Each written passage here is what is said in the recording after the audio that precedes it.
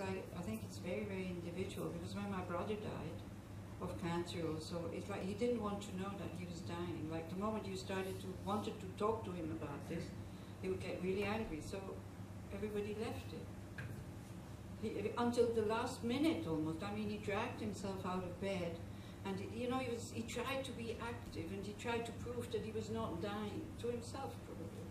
He couldn't face it. He just could not. So there's no point trying to make him understand that he's going. So at the end, he actually died quite peacefully. He changed the furniture in the living room, then he went back to bed, and then he died in his wife's arms. So me also, I didn't go home, because I thought if I go home, which I usually don't go home to Switzerland from India at this time of the year, he knows something is going on. So I didn't. So we left him in that belief that he's not dying.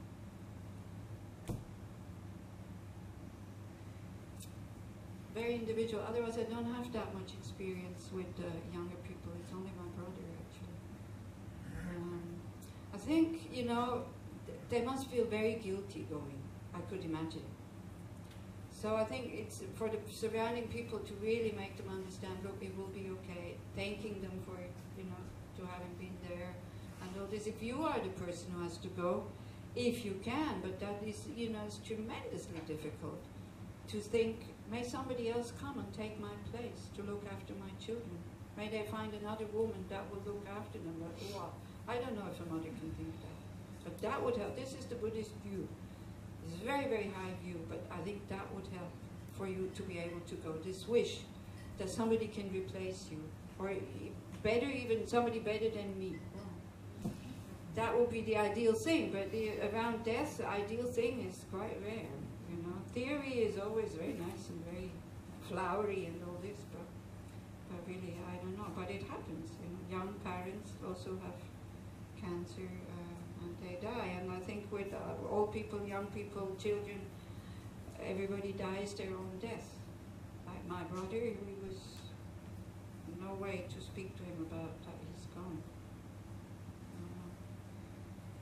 Yeah. People who died in a car accident, Yeah. they also go all the steps before, because if it's crashing, there's no time. Yeah. Yeah, it's not certain how long. Usually they say if your body is not too sick. Oh yeah, thank you, Tippy. If somebody dies in, that's the question. If somebody dies in a car accident, these absorptions that we went through, do they also go through them? Yes, they will also go through them. They say, but very, very quickly.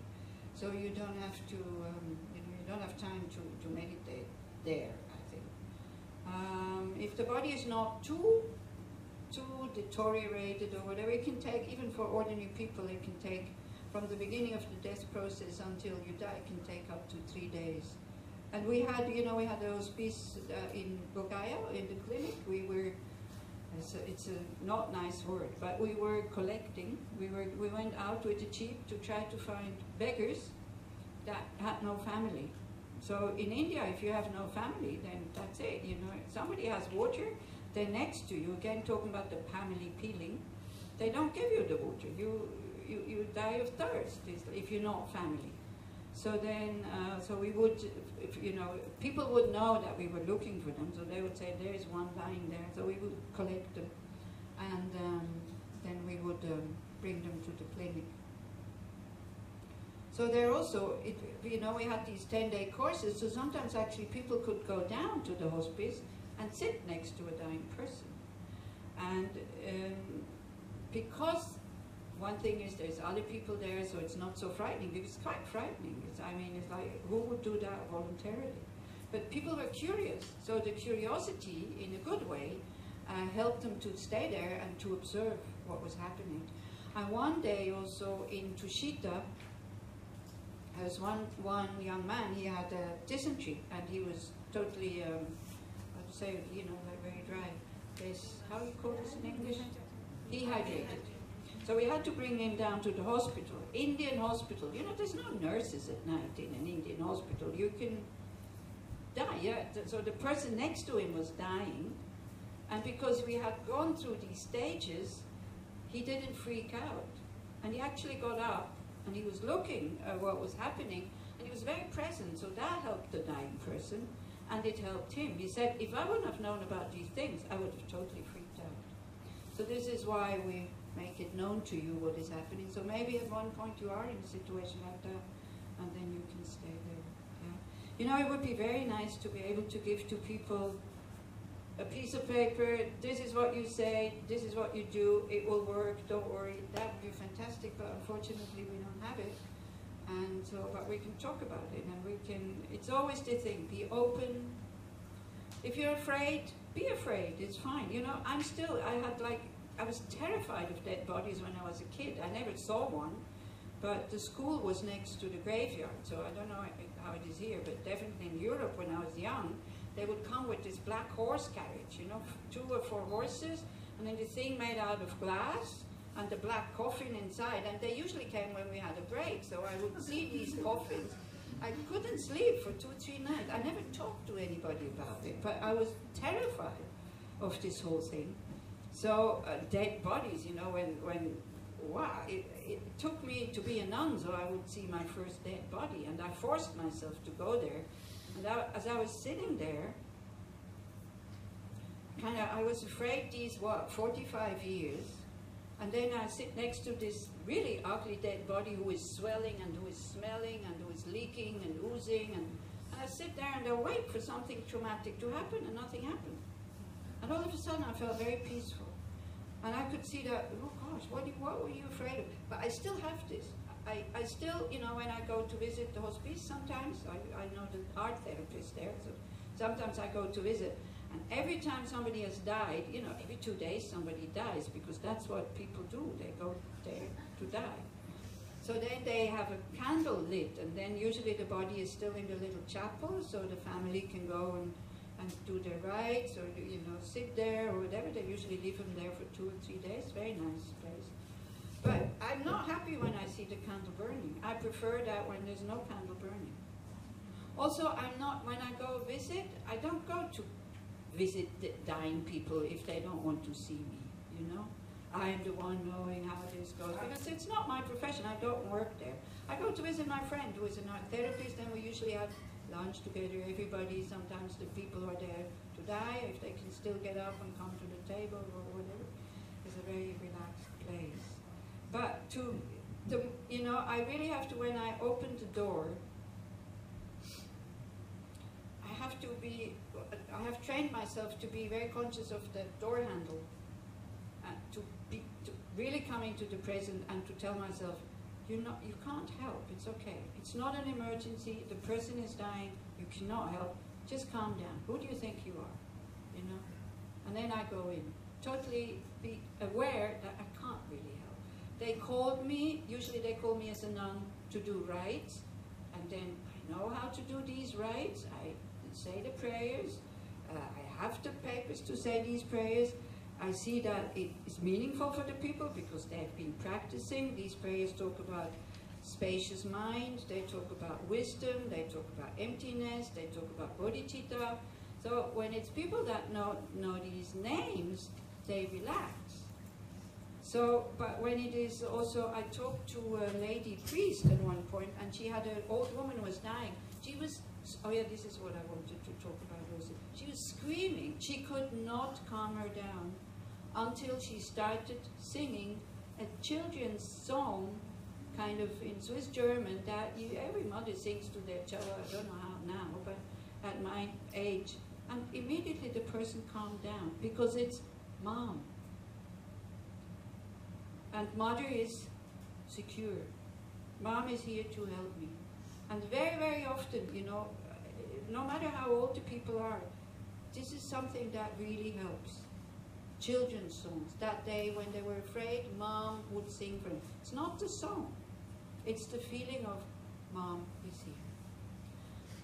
So this can happen also, and I don't want to frighten you, but sometimes people, and this I've seen, because it was also a mother of a friend of mine, they can have horrible experiences, like this also 92, 93-year-old lady.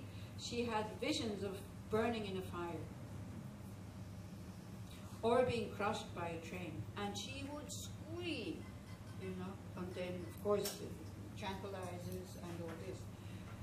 So for somebody who is there, this is really difficult. And again, you can't explain to the person that she's not in hell. All you have to do is to calm down, to say she's not in hell, but, now this is the Buddhist view, and this might help you to calm down. She is exhausting or experiencing negative karma in a secure place. Like she is finishing all debts somehow, so she doesn't have to experience it in her next life. So that can help when you explain it like this. And I've heard, you know, when Leora says, I haven't been with people, most of the stories I'm telling you also, I wasn't there, but I hear it from other people because I meet many more people than Leora. And then they come and tell me about their experience. So, but this is also a friend of mine who, you know, her mother also, she had experience as if being tortured.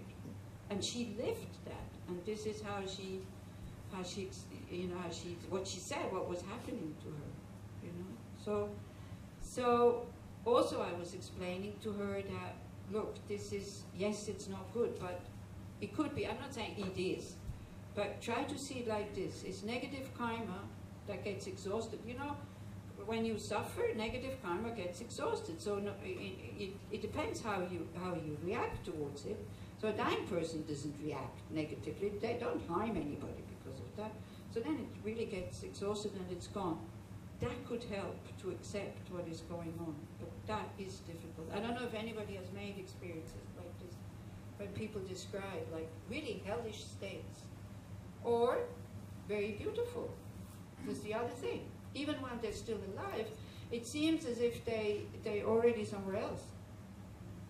Sometimes this, I'm sure you've maybe seen, sometimes people, when they disconnect somehow, and it looks, as you said, it looks as if they see somebody. And you see on their face, it's something that they really trust and they totally relax. You know, maybe some people have the view that their loved ones that have died before them will come and get them to accompany them. The Christian view is like Jesus will be there for me and he will guide me into his place. So trust. A trust that can still be trust, you know, beyond death. If you can find something like this already now, wow, this is such a good mind state to die with. You know? And unfortunately, in this life, distrust has become almost a virtue. If you trust somebody, you're stupid and naive and I don't know what, you know. It's such a shame because trust is such a beautiful mind state. Now people are afraid that if the trust is not being met afterwards, they'll be disappointed. Well, we all know you cannot trust anybody 100%. But while it's still trustworthy, you trust and you're in a good state. Then afterwards you say, okay, was it trustworthy? That's okay. But while you have this mind of trust, it's beautiful. You're relaxed. Whereas if you go around nourishing this mind of distrust, you never relax. And maybe you can trust the person. We don't. I usually trust. And then if it doesn't, it's not like this, then well, you know, still alive. It's okay. Disappointment is like, yeah. Why are we disappointed? Because we have all these high expectations. There's so much disappointment in our life. Okay? Yes. But there is a place also beyond trust or distrust. Can you be free of both? There is a place beyond trust and distrust, which would be, I didn't understand. Freedom. Freedom, yeah, right. Having no expectations. But I guess with, you know, from distrust to having no expectations, that's a very difficult step to make. So trust already gives you a more open heart. And then, yeah, freedom, this is what we're striving for, this totally no expectations. It's a very nice theory and it's very nice, but it's like, we do have expectations. So then we have to start working with them. But you're right, this is, the time of death is freedom, freedom from this cage here. You know, this is why people that go through near-death experiences, they all say, I did not want to come back. And they say when they're in this clear light, because it's beyond concepts. So they describe it, I understood something there, really important, but I can't remember what it is.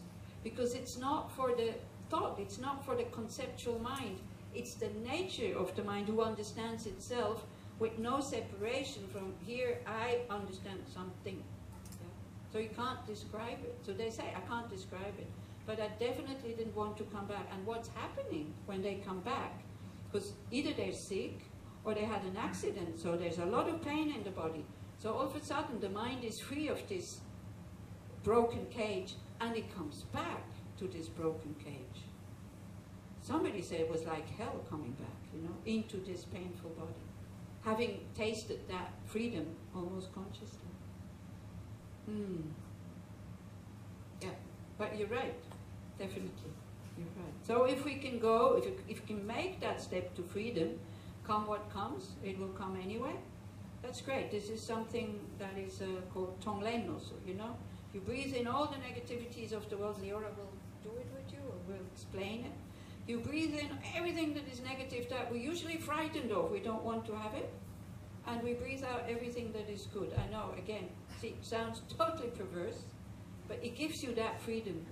Freedom from fear of suffering because you take it voluntarily. If you have somebody that dislikes you, and we'll do a weekend on Tonglen, if you have somebody that dislikes you and is aggressive, and you think her aggressiveness I take upon myself, you take it voluntarily, they cannot hurt you anymore. And very often it loosens up the relationship. It's quite magic almost. But we'll talk about this the whole weekend. Just making some publicity here. It's the weekend on Tonglen. Okay, so that's all I have to say. But yeah, thank you very much. It's very nice. Freedom. This is why we practice, because we want to be free of this cage of I, me, here, not changing, blah, blah, blah, blah. And to discover our nature, which is free. Our birthright is to be free. Free from negative emotions. Free from expectations. Free from concepts. Thank you. You can keep that. A few things concerning this trust, or when you say about trusting nothing, I like to say I trust my Buddha nature. I do trust something which is very open, light, loving, and so on. And there's another meditation that we used to do in the Buddhist practice, and I use, and if somebody is ready for this, I think it can be a help. Like after we do this relaxation, so we can think about something else in a more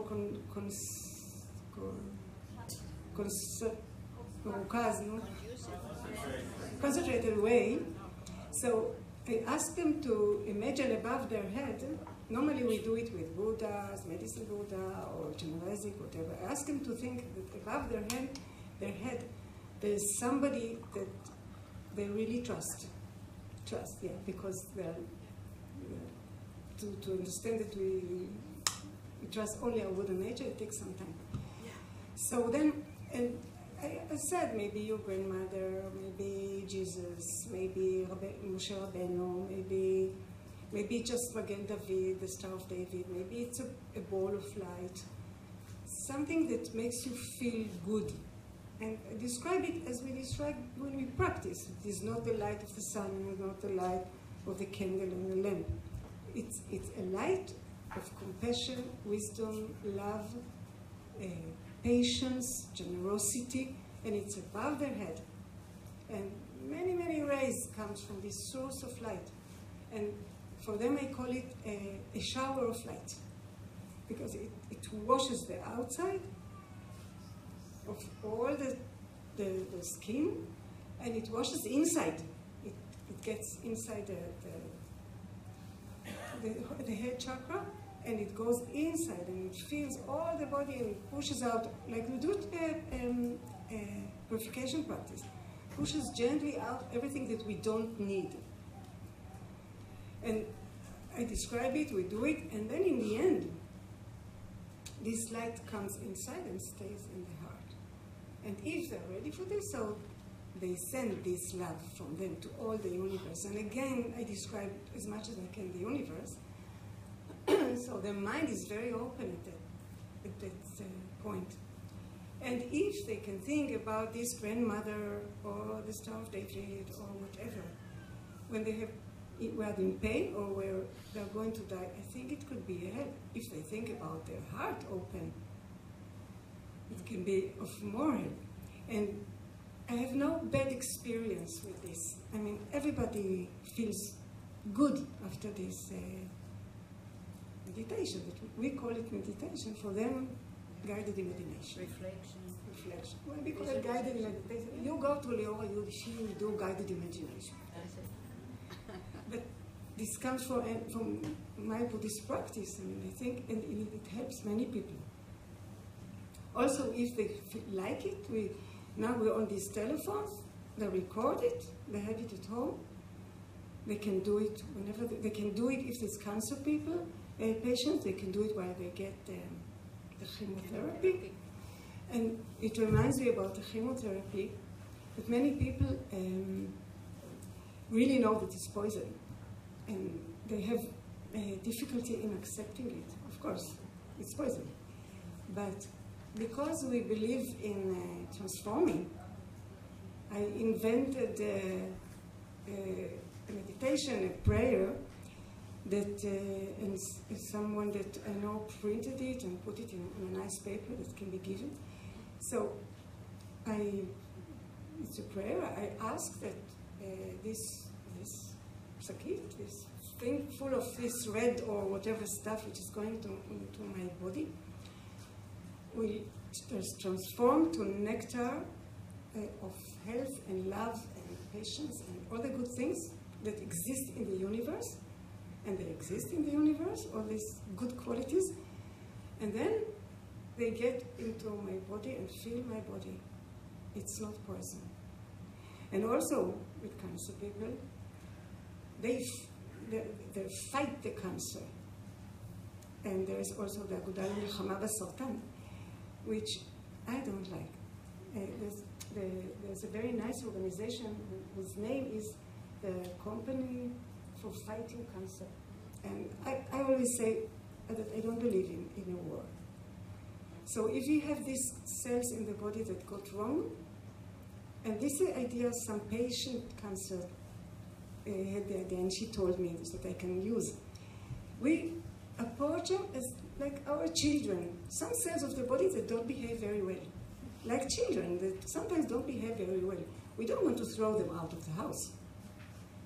We care for them, and at the end, they will, we hope and we pray that they will get into the order and be again part of this system, part of the family. So because I believe in like this, sometimes I also offer this sort of non-fight, because I see the people who fight, first of all, they get very tired, and second, their reaction to the chemotherapy is, it wasn't done by me, this research, but I read it, are much more painful, and they have more problem than the ones who just accept it and believe that it's going to do good for their body.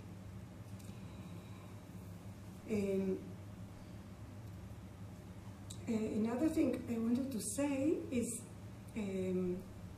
about this seeing dead body. Some members of family, like they haven't seen their dear one before he died, and he wants to say goodbye. So sometimes the reaction of or either the mother or the doctor is, don't look, please remember him as he was alive. It happened to me. I had a boyfriend when I was very young, and he was killed when I was 19. And I haven't seen him for 1 month. He was in Talat West. And he was killed. And all the family went to Tel HaShomer. His body was brought there. It was they put soldiers always in a coffin because they don't know what's there.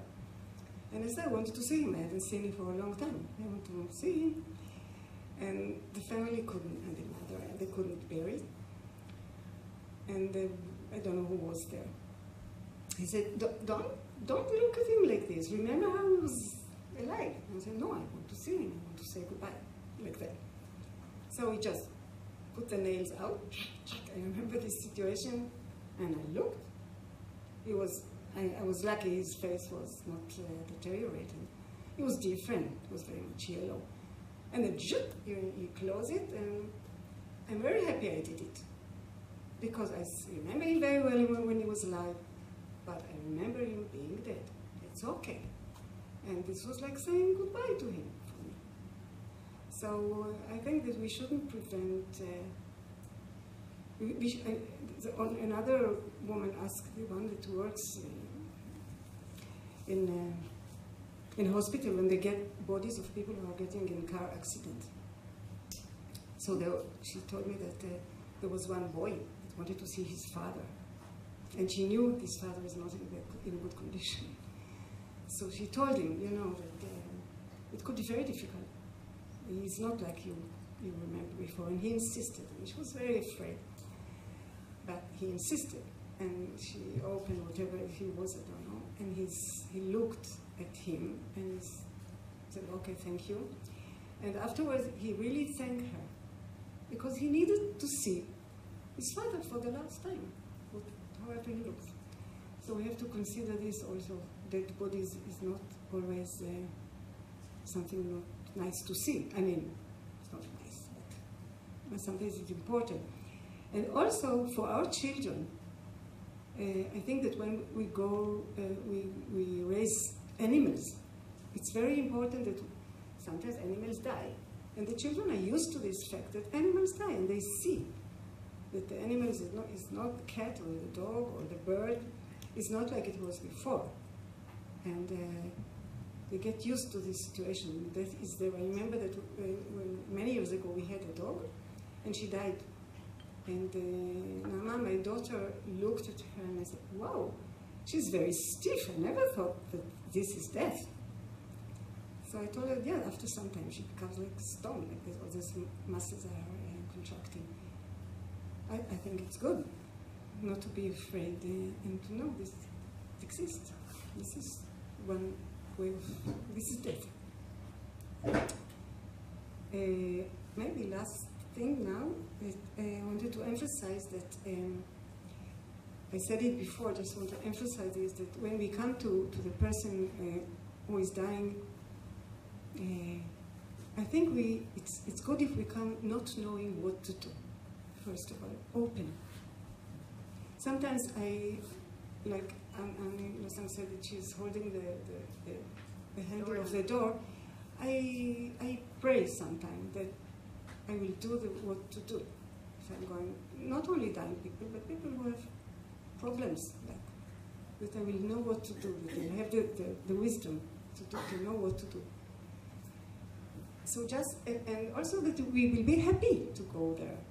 The situation is not very nice, but we are happy we can come and try to help. We can smile because we're happy, not because we think he has to see us smile, because we are really happy that we can try to help.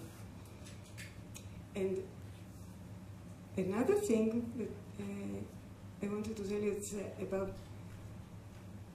not to judge if the family is doing something that you think is not so good. Like Dr. Orbach is one that we pray for. It's not yet 7 weeks since he died. This is an old man, and he had a daughter and a son, and I knew very well the daughter, and we had very good connections. And I went to India and came back, and she told me it's his last days now. So I went to his room to see how he is and to say goodbye. And his son was there, but I didn't know the son. So I introduced, I said, excuse me, because I know it's very private. The person is dying and his son is there. I'm working here and I know your father for quite a long time, years. I just want to see how he is. And I stood there for a few minutes, and then I saw that this son, very nice son, trying to feed him with this ochel ma'uch, crushed, mashed food that they give. And the father was his face towards the wall, and he was on the other side, and And he said, Papa, Papa, please eat, please eat. And of course, the father didn't react at all. And at the first moment, I thought, what is he doing? He can't see that his father cannot eat anymore. Then I felt the love of this son. And I thought, well, it doesn't not matter what he did, but the father, I suppose, felt this Papa, Papa from his heart was more important than feeding, not feeding, or... So it taught me not to judge, just to respect, and even if he was doing, I don't know what, this is the situation. What I can do is be there quietly and maybe say some mantra in my heart, or... Yeah. Yeah.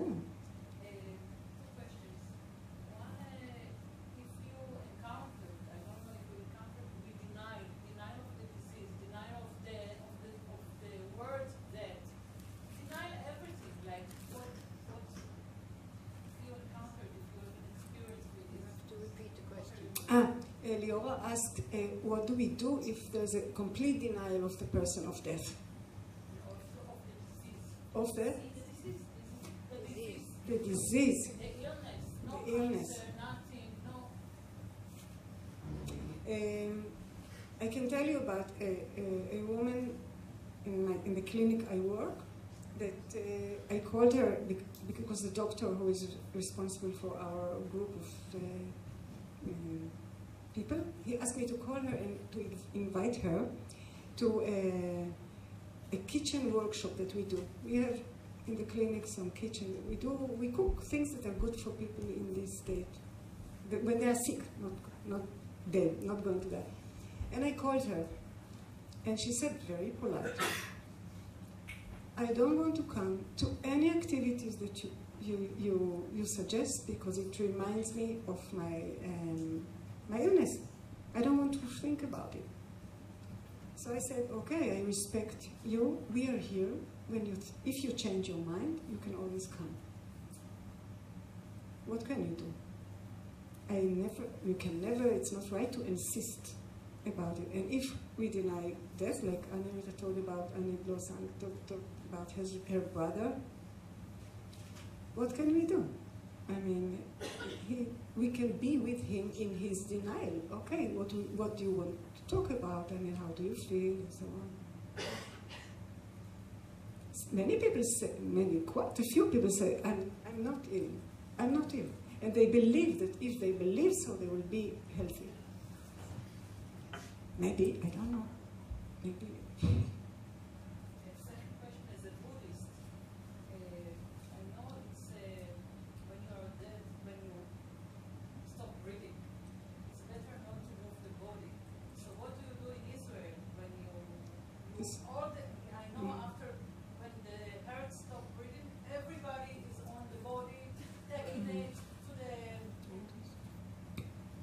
You know, better not to move the body that's for realized people who are going. That is for. So she's asking, what about? That it's in Buddhist ways. You say you should better not move the body. This is like that. You could disturb this process. This is for people who are realized. I mean, how many realized people do we have around here that it would be disturbing their death process, meditation? Not so many, yeah. And what would happen, like with masters when they die, I mean, the hospital gets informed. And very often when these people have been in the hospital, the hospital people, they get to know these people and they know that they're quite special. So they give permission and say, okay, we're not calling anybody and we leave you for 2-3 days like that. So, but even here also, I think when Chaya's sister died, if I remember well, it's a few years ago, and they asked the hospital to be able to sit with the body for one night. They allowed it before they started moving and doing. So just talk to the people who work there. Tell them that would be with Buddhist views and absorption and all this is not so meaningful, but it would help you to be able to sit with the body for 10, 12 hours or something like that. I think that is feasible. Don't ask for 3 days. that's too low. But I think if you express your wish, then that's fine also.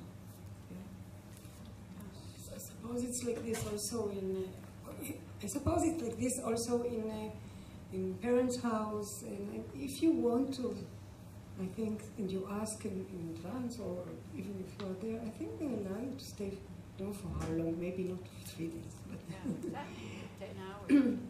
maybe a few hours, maybe. Yeah, also. Few hours. So what you can do, maybe I come to that. What you can do in these few hours, if you are a Buddhist, then you can do, and if it's okay for the person who is dead, and for the family, you know, then you can do these special things. You can, for example, because they say if the mind comes out of the crown, that's best, so you can start tapping here, you pull the hair here so that the attention, which is still there, it kind of goes here and then it comes out here. We gave you could have printed out this sheet of paper. This has 12 prayers, so it's good if you keep it or whatever, you cut this up, but you have it by internet. You cut it into 12 pieces like this. It's very small mantras that are extremely powerful at the time of death to help the mind. Again, is it true? Is it not true? I have no clue. But not doing anything, that definitely doesn't do anything, you know?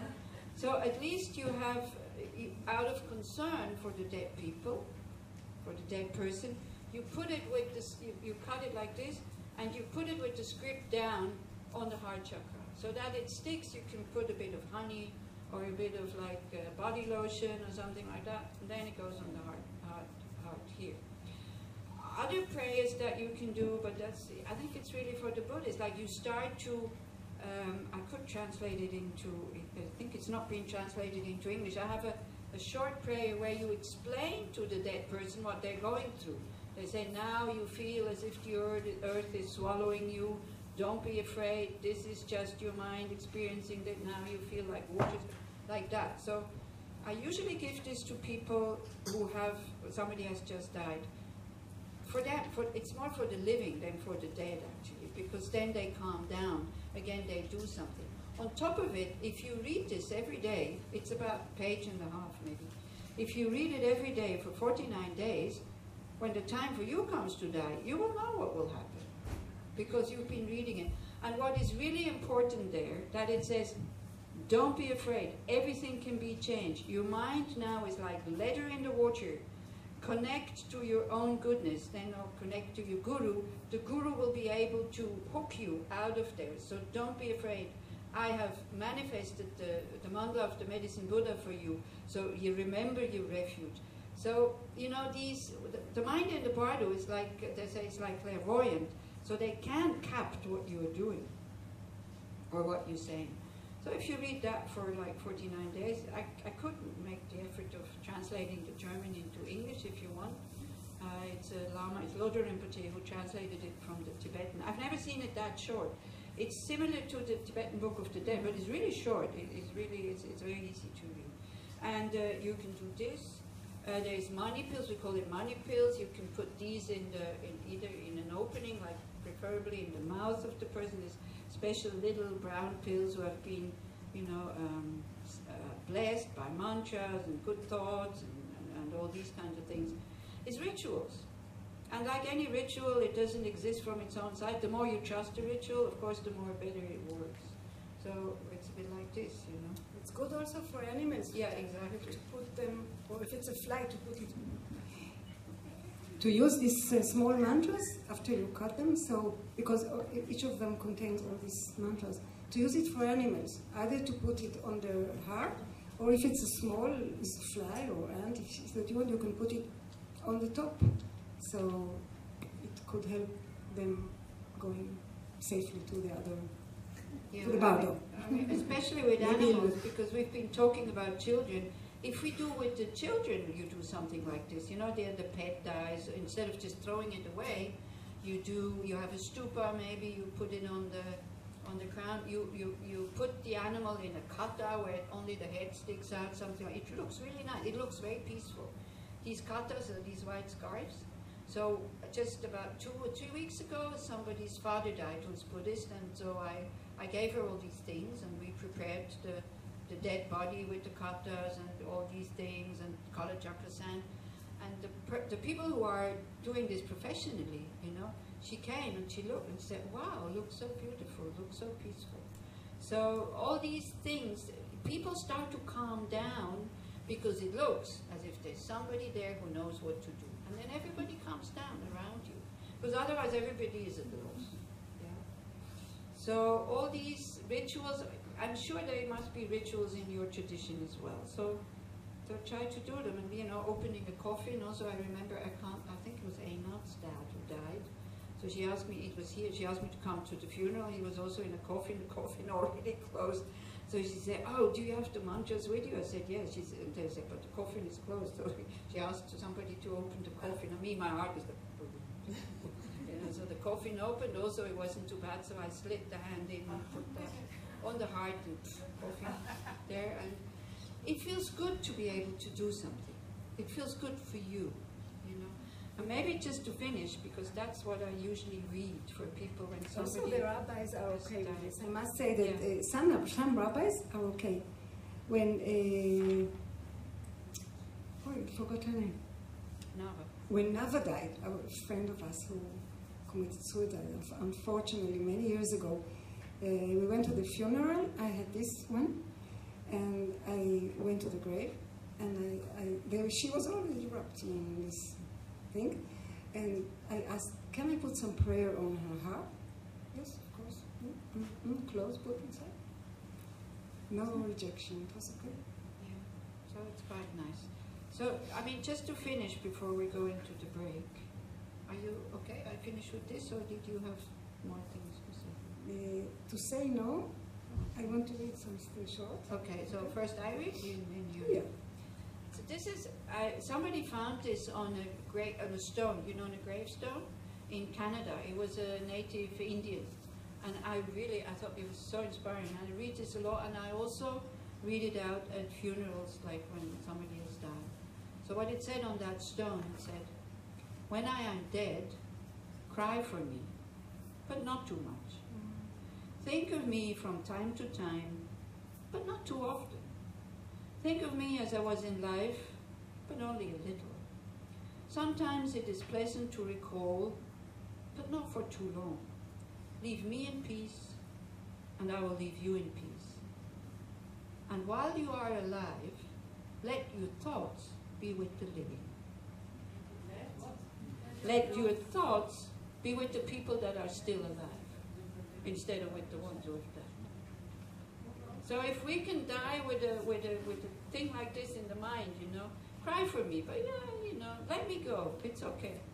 While you are alive, be happy, be well, continue with your life, you know, think about the living, and don't think about me, I'm gone now. If we can die like this, I think it would be very nice. Who wrote it? I don't know who wrote it, but it was on somebody found it in Canada on a tombstone from a red Indian, like a native Indian, Native American Indian, whatever they call politically correct, I don't know. So, you know,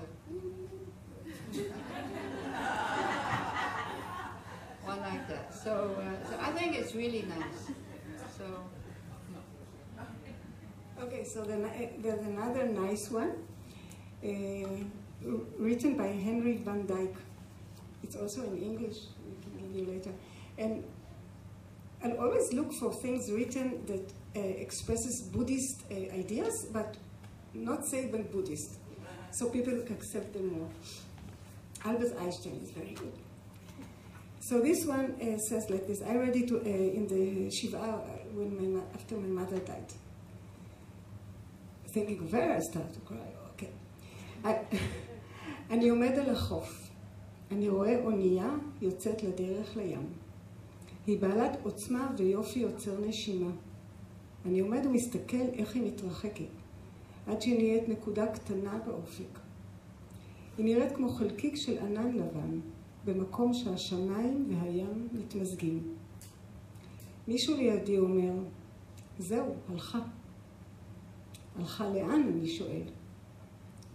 אני לא רואה אותה יותר, הוא עונה, זה הכל.